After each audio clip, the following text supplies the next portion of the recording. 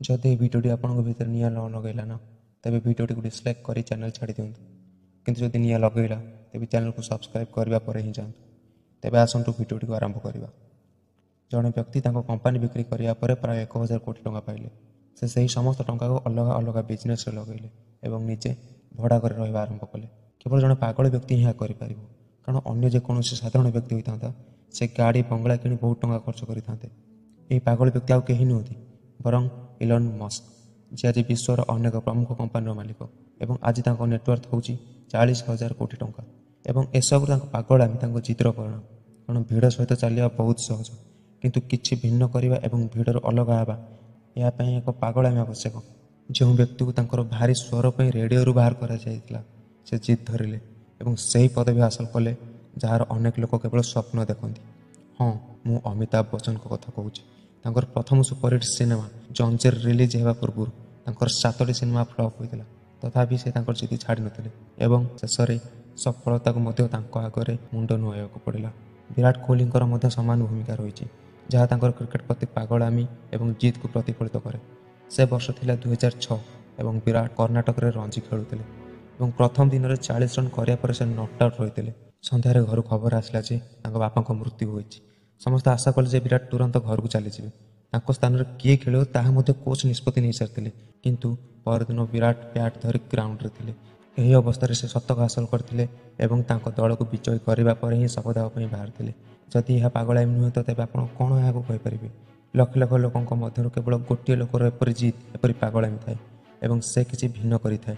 दिन को 15 घंटा काम कराया केवल शक्ति नुहे बरं से काम को करने दृढ़ संकल्प और पागलामी रहा उचित। एत जिद एत पागल लोक परसेंटेज नुह बरं नंबर से आसी था।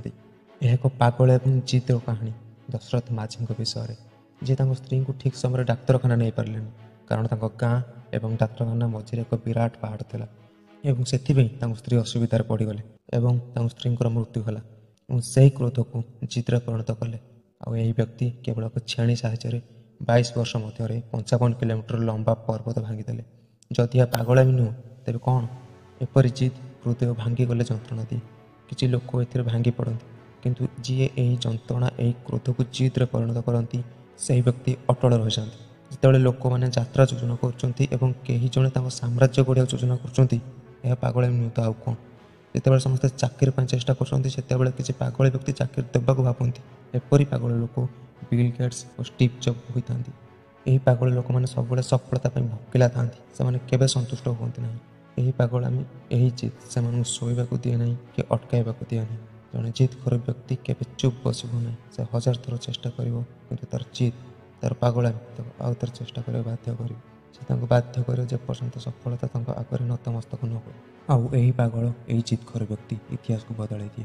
यदि तुम विश्वास करूना तेज इतिहास को उठे देख 1000 थर विफल होगा चेष्टा बंद कर व्यक्ति किए से केवल जड़े पागल और से यही पागल व्यक्ति विश्व को आलोकित करे। हाँ थॉमस अल्वा एडिसन के विषय कहूँ जड़े 65 वर्ष वृद्ध जहाँ 1000 थर रिजेक्शन कर जिद छाड़ी नथिले और KFC भली होटेल्स तैयारी करते।